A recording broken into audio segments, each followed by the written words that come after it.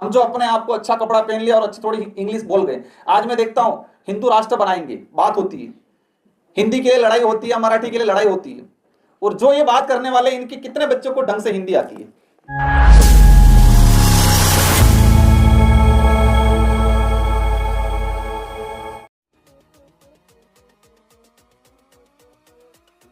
महात्मा गांधी जी भी बिरसा मुंडा और कान्हू नाम सुना होगा, सिंधु कान्हू, इनसे प्रेरित होके इनके अंदर एक ऊर्जा आई थी। उनका उद्देश्य था, लेकिन इनसे भी प्रेरित हुए थे। लेकिन 5 साल पहले बिरसा मुंडा जी को शायद बहुत कम लोग जानते थे। हमारे स्कूल में हमको ज्ञान कहां से मिलता है? स्कूल के पाठ्यक्रम में, कॉलेज के पाठ्यक्रम में। लेकिन स्कूल का पाठ्यक्रम उठा के हम देखते हैं तो आदिवासी महापुरुषों के बारे में बिल्कुल ना के बराबर है। मैंने कई स्टडियां की, मेरा एजुकेशन बिल्कुल ग्रामीण इलाके में रहा है, और हमारे गांव की शायद हमारी पहली पीढ़ी हमको पढ़ने का अवसर मिला, और पहली पीढ़ी में भी 10% लोग पढ़े होंगे। हमारे साथ में 90% बच्चे नहीं पढ़ पाए, आज भी अभी पढ़ रही है। तो हमें जहां तक लगा, हम नहीं जानते थे, मैंने कॉलेज भी किया, बिरसा मुंडा जी के बारे में कहीं पढ़ने नहीं मिला। कालीबाई कलासुआ 19 जून 1947 को उन पे गोली चलाई गई, आजादी से 2 माह पहले। आजादी से 2 माह पहले वो गोली इसलिए चलाई गई कि रास्तापाल में शिक्षकों के द्वारा पढ़ाया जा रहा था, और वो जो स्कूल थी उससे मतलब स्कूल उस समय अस्थायी चलती थी कि 5 दिन इस गांव में चली, 5 दिन उस गांव में चली। तो वो मेरे परिवार से भी होके गुजरा था। कुछ समय मेरे गांव में, मेरे परिवार में भी हमारा जो पुराना घर था वहां चला था। तो गोली मारी गई, इसलिए मारी गई कि वो स्कूल बंद कराई जा रही थी, और पाठ्यक्रम में पढ़ाया जाता है कि अंग्रेजों ने गोली मारी। अब पढ़ा लिखा व्यक्ति तर्क करने लगा कि आजादी से 2 महीने पहले हम एक तरफ पढ़ रहे हैं कि देश का संविधान निर्माण की शायद पहली बैठक 1946 में हुई, जून जुलाई के आसपास। तो संविधान निर्माण की बैठक हो रही थी देश में, और उसके 1 साल बाद देश के अंदर अंग्रेज गोली मार रहा है। ये हम इतिहास में पढ़ रहे हैं, मतलब आजादी से 2 महीने पहले। जब यह सवाल उठा तो हमारे राजस्थान के अंदर 5वीं क्लास की कक्षा, उस किताब में एक पाठ्यक्रम पढ़ाया जाता था, तो उसको हटा दिया गया। जलियांवाला बाग हत्याकांड के बारे में सब जानते होंगे, वहां पर भी शहादत हुई। लेकिन आदिवासियों का जो शहादत मानगढ़ में हुआ, गोविंद गुरु के नेतृत्व में, शायद बहुत कम साथी जानते होंगे। लेकिन यहां पर आया तो स्वाभाविक इस बारे में पढ़ा होगा। इसको भी इतिहासकारों ने अपमानित किया। कैसे अपमानित किया? इतिहास के पन्नों में मैंने कई लेखकों की किताबों में पढ़ा है कि दूसरा जलियांवाला बाग हत्याकांड, इसको क्या कहा गया कि दूसरा जलियांवाला बाग हत्याकांड। अब ये भाषा कैसे यूज की जाती मुझे ज्यादा आइडिया नहीं, लेकिन मैं जहां तक समझा कि कोई एक बड़ी घटना हो जाती है, इसके बाद कोई घटना होती है तो उसको दूसरे का दर्जा दिया जाता है। 1913 में मानगढ़ में हत्याकांड हुआ, जलियांवाला बाग हत्याकांड 1919 में हुआ। समय काल के हिसाब से देखें तो पहला हत्याकांड कौन सा हुआ? मानगढ़ का। मानगढ़ में 1500 आदिवासी मारे गए सेम डे में। कई लोग घायल हुए, सैकड़ों लोग, बताते हैं 200-250 लोग बाद में डेथ हुई। जलियांवाला बाग हत्याकांड में कितने लोग मरे, कितने शहीद हुए? वो भी हमारे देश के लिए लड़े थे, वो भी हमारे लिए सम्मानित थे। लेकिन एक जगह 1913 में हत्याकांड हो रहा है, वहां 1500 लोग मर रहे हैं, शहीद हो रहे हैं। एक जगह आपने ही संख्या बताई, वो 1919 में हो रहा है, और इतिहासकारों ने लिखा एक लाइन में जलियांवाला बाग का पूरा विस्तृत, और नीचे लिखा हुआ कई किताबों में कि दूसरा जलियांवाला बाग हत्याकांड मानगढ़ हुआ। कई ऐसी बातें हैं आज हकीकत यह है कि आदिवासी समुदाय खुद अपना पहचान खो चुका है कई इलाके में। कुछ पढ़ लिख गए आदिवासी समुदाय वो भी कह रहा है मैं एसटी हूं लेकिन आदिवासी नहीं हूं। अधिकारी वर्ग भी है इसमें। क्या कहते हैं? मैं एसटी हूं आदिवासी नहीं हूं, मैं मीणा हूं लेकिन आदिवासी नहीं हूं, मैं भील हूं ना पर आदिवासी नहीं हूं। यह इसलिए कि उनकी जो पहचान, उनकी जो हकीकत थी वो सामने उनको नहीं लाई गई, न उनकी पीढ़ियों को पढ़ाई गई। आज आदिवासी समुदाय, मैंने गुजरात में कार्यक्रम किया, धर्म की जो बात आई, और यह हकीकत है आदिवासियों की अपनी एक पूजा पद्धति, अपनी एक पूरी आराधना, अपनी एक धार्मिक पूरी व्यवस्था बनी हुई है। वो प्रकृति को अपना सबसे बड़ा भगवान मानता है और मेरे हिसाब से प्रकृति से बड़ा कोई नहीं हो सकता है। आदिवासी प्रकृति को अपना भगवान मानता है, वो उनकी अपनी पूजा पद्धति है, वो किसी भी धर्म का तौहीन नहीं करता है। लेकिन हर इलाके में कन्वर्ट हुआ, मतलब मैं कई बार कहता हूं कि आदिवासियों का धर्म परिवर्तन नहीं, धर्म ग्रहण हुआ, क्योंकि उनका कोई धर्म नहीं था, प्रकृति उनका भगवान था, वही धर्म था उनका। गुजरात में जैन बना हुआ आदिवासी। महाराष्ट्र के अंदर 15 लाख के आसपास आदिवासी आज मुस्लिम बन के बैठा हुआ है, ईसाई है, हिंदू है। लड़ कौन रहे? सर बता रहे थे भाई, एक आदिवासी की मतलब मृत्यु हुई, जो ईसाई बना हुआ वो अलग विधि करेगा, हिंदू बना हुआ वो अलग विधि करेगा, और तभी लड़ रहे हैं आपस में। आज हकीकत बिरसा मुंडा, सिंधु कान्हू, टाटिया भील, ये जल जंगल जमीन के लिए लड़े, पहचान के लिए लड़े, अस्तित्व के लिए लड़े, स्वाभिमान के लिए लड़े। लेकिन आज आदिवासी देश के अंदर आपस में सिर्फ धर्म के लिए लड़ रहा है, और वो कौन लड़ रहा है? आपस में ही लड़ रहा है। हमारे बांसवाड़ा के अंदर भी देखा गया, एक तरफ ईसाई कम्युनिटी बना हुआ है, एक तरफ हिंदू बना हुआ है, और जो धर्म की बात है दोनों लड़ रहे बहुत बुरी तरीके से।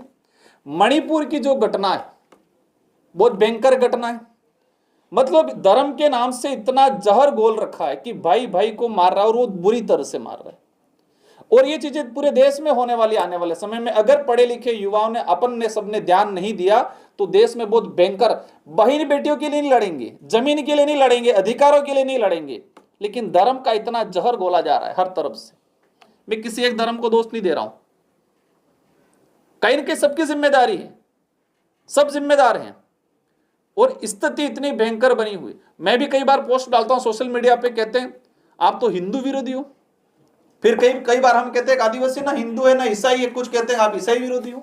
हम किसी के विरोधी नहीं है। आदिवासियों ने अपनी पहचान, क्योंकि उनको क्या लगा कि पिछड़ा हुआ है, हमने भी गलत किया है। आदिवासी समुदाय से आने वाले पढ़े लिखे लोगों ने भी गलत किया है। हम पढ़ लिख गए, हम हिंदी बोल गए, गांव का आदमी लोकल भाषा बोल रहा है तो उसको हमने अनपढ़ गवार मान लिया। मेरा यह कहना है कि आदिवासी समुदाय का ही व्यक्ति दिल्ली में पैदा हुआ, पैदा होने के बाद उसने कभी अपनी मातृभाषा नहीं सीखी, और आप कभी गांव में गए, अब गांव के 100 लोग मिलके भीली भाषा में बात कर रहे हैं और आपको समझ में नहीं आया, तो उनकी नजर में, आपके दृष्टिकोण से देखेंगे तो आप भी गवार हैं, गवार ही है ना। क्योंकि हमारी क्या थिंकिंग है आज, कि जो गांव से आया हुआ व्यक्ति जो अपनी मातृभाषा में, गोंडी भाषा में, भीली भाषा में अगर बात कर रहा है तो हम क्या कहते हैं? ये तो गवार है। तो आप भी उस इलाके में गए और आपको वो गोंडी भाषा में बात कर रहे हैं और आपको समझ में नहीं आया, तो आप भी गवार हुए, पिछड़े हुए, वही हुआ। कोई मतलब कहे कि थर्मामीटर तो है नहीं कि कौन सी लैंग्वेज अच्छी है, कोई कितना क्वालिटी वाली क्या है, अपनी भी भाषा है। आदिवासियों, जैसे कि आज जल जंगल जमीन बुलडोजर चला रहे हैं, आज अवैध खनन हो रहा है, लेकिन मुझे जहां तक लगता है कि जमीन पे तो अवैध खनन हुआ, बोली पे भी हुआ, उनकी बोली भाषा पे भी अवैध खनन हुआ, इनके हिस्ट्री पे भी हुआ, इनके कल्चर पे भी हुआ। आदिवासियों की अनेक संस्कृतियां उन पे कलम चढ़ा है। फिल्म इंडस्ट्री वाले बड़ी बड़ी आदिवासी समुदाय से जुड़ी हुई स्टोरियों पे फिल्म बना लेते, और वास्तविक जो व्यक्ति है जिससे जुड़ी हुई फिल्म उसको पता ही नहीं है कई जगह। तो बहुत सारी चीजें हैं, बातें। हमारे पूर्व वक्ता जो प्रोफेसर साहब हैं, उनका शब्द चयन शानदार था। बहुत अच्छी बातें बोली। मेरा एक ही कहना है कि हमारा सोच बदलनी पड़ेगी। हम जो अपने आप को अच्छा कपड़ा पहन लिया और अच्छी थोड़ी इंग्लिश बोल गए, आज मैं देखता हूं हिंदू राष्ट्र बनाएंगे, बात होती है, हिंदी के लिए लड़ाई होती है, मराठी के लिए लड़ाई होती है, और जो ये बात करने वाले इनके कितने बच्चों को ढंग से हिंदी आती है, क्योंकि विदेश में पढ़ रहे इंग्लिश ही बोलते हैं सब। आज हम ग्रामीण इलाके से गोंडी भाषा, भीली भाषा बोलने वाले से कतरा, मतलब उसको दूर रखते हैं, तो आपसे वो इंग्लिश बोलने वाले आपको कहेंगे ये तो। अगर देश का निर्माण करना है, प्रोफेसर साहब कह रहे थे कि हमें सबको मिलके, और ये सच में हो रहा है, और इसलिए हो रहा है कि आदिवासी समुदाय का इतिहास को कहीं न कहीं साइड में रखा गया इतिहासकारों ने। तो आज गर्व से आदिवासी समुदाय का, और ये बात देखा मैंने कि हमारा पढ़ा लिखा आदिवासी समुदाय किसी भी वर्ग, जो 5000 साल पुरानी एक एक बात पता है, 5000 साल पुरानी, लक्ष्मण जी घायल हुए तो कौन सी जड़ी बूटी कौन से पहाड़ पे लेने का सबको पता है। सम्मान करते रामायण का भी हम, कोई दिक्कत नहीं है। कितने साल पुरानी रामायण है? 5-6 साल पुरानी होगी, लेकिन 500 साल पुराना हमारे मीणा भाई या भील भाई को अपना इतिहास पता नहीं है क्या? आज हमारा जो इलाका भील प्रदेश, जो टेरिटरी इलाका, आज भील प्रदेश की हम लोग बात करते हैं, सबसे पूरे देश के अंदर सबसे सघन क्षेत्र में रहने ट्राइब जो रहा है वो यही अरावली और विंध्याचल की पहाड़ियों में रहा है। माही नदी, नर्मदा नदी की घाटियों में ही यही रहा है, और उस इलाके को 4 भागों में बांटा गया आजादी के बाद। और वही मानगढ़ हत्याकांड जो मैं बता रहा हूं, 1500 आदिवासी उस समय भील राज की बात को, अलग राज्य की बात को लेके 1913 में लड़े थे और 1500 लोग मरे थे। 4 राज्यों में बांट गया, लैंग्वेज खत्म हो गई, भीली लैंग्वेज। पूरे देश के अंदर सबसे बड़ा समूह है भील, इसके बाद गोंड का, और गोंड और भीलों में थोड़ा यह विवाद चलता है कि गोंड की संख्या ज्यादा है, भीलों की संख्या ज्यादा है, लेकिन ये मानते हैं कि सबसे बड़ा दोनों कॉमन है। और आज बिखर गया सारा, राज्यों में बढ़ गया, धर्म में बढ़ गया, बोली भाषा में बढ़ गया, जातियों में बढ़ गया। और यही नहीं, धर्म नहीं, आदिवासी एसटी में है, आदिवासी ओबीसी में, आदिवासी जनरल में भी है। अंडमान निकोबार गया, गोंड समुदाय के लोग 2.5 लाख के आसपास है, गोंड संथाल सब जनरल में आ रहे हैं। हर इलाके के अंदर आज मुझे यूपी से मिले, गोंड समुदाय ओबीसी में आ रहा है। मेरा भील भाई रोद गोत्र का गुजरात में जाएंगे, कई जगह जनरल में जा रहा है। कटारा हमारी गोत्र के साथी गुजरात में जाएंगे, कोई रावत में जा रहा है, कोई ओबीसी में जा रहा है। इतना बिखराव हुआ जिसकी कोई सीमा नहीं है। उसका एक ही रीजन है कि आदिवासियों का अपना खुद का नेतृत्व करने वाला भाई कोई नहीं मिला। यह सच है कि आप भी किसी गांव का प्रतिनिधित्व करते हो तो पहले आपके गांव का करोगे, ना कि दूसरे गांव का। और यही चीज हुआ है। संविधान निर्माण की बात करें, आज आधुनिक भारत की बात करें, और अंतिम समय में यह चीज कहना चाहूंगा कि कई लोगों को लगता है कि आदिवासी के अंदर ये तो टकराव पैदा होगा। टकराव कभी पैदा नहीं होगा, क्योंकि आदिवासियों के अंदर हम कहते हैं कि अतिथि देवो भव, जो संबोधन दे रखा है, जो इंडिया की पहचान बताते हैं अतिथि देवो भव, तो वो आज भी आदिवासी समुदाय के अंदर जिंदा है। उसका 2 मिनट में बात करके समाप्त करना चाहूंगा। चिट्ठी शायद मेरे पास आ गई है, शायद इसका टाइम ओवर हो रहा होगा। आज आप शहर में जाओगे, शहर में दरवाजा खटकाओगे तो वो पूछेगा कि आप कौन हो, कहां से आए हो, ये पूछेगा। और आज आदिवासी समाज के गांवों में, घरों में जाओगे तो पहले कहेगा मेहमान आए हैं, बिठाएगा, पानी पिलाएगा, चाय पिलाएगा, फिर पूछेगा कि पहचान में नहीं आए आप कौन हो।